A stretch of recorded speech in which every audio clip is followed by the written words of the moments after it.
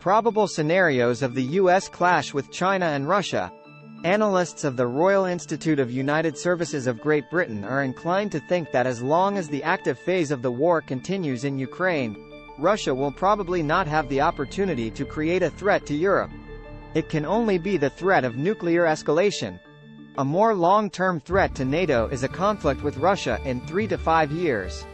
As the ongoing high-intensity conflict unfolds, whether Ukraine can handle the coming offensive and regain its territory, in the long run, British experts say it could become a frozen conflict.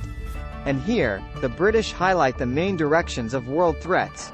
Europe should not stand aside to help the USA in the Indo-Pacific region. China and Russia simultaneously create challenges aimed at violating Article 5 of NATO, the state of European military capabilities from the point of view of the future production of weapons and the combination of forces in the light of military and other assistance to Ukraine. A common problem for NATO in the context of security on the European continent, a threat to be prepared for, is 3 to 5 years. The war in Ukraine in its current form cannot last long in the active phase, as both sides will exhaust a lot of manpower and weapon stocks. But after Ukraine's victory, it is unlikely that Russia will stop mobilizing and trying to recruit and retrain large numbers of new troops.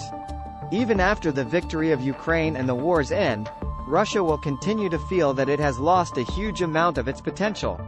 It would be incentivized to keep trying to build a much larger standing army.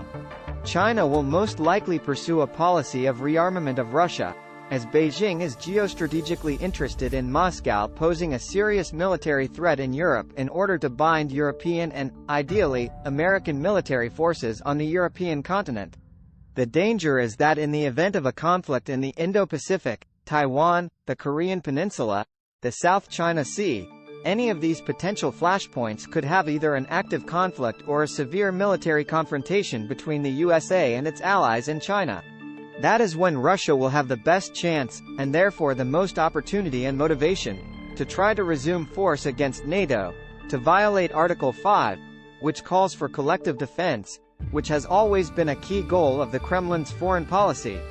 According to the Royal Joint Services Institute, Russia needs to break NATO by showing that Article 5 is a bluff. The probable scenario, the capture of a small insignificant strip of territory on the eastern border, the deployment of armored troops and anti-aircraft defense on it, and Moscow's thesis, "We are not going any further," and statements like, "We protect the Russian speakers here, in this region."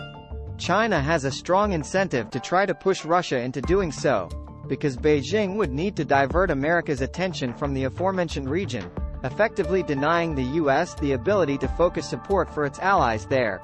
So the analysts of the Royal Joint Services Institute asked, who poses a greater threat, Russia or China?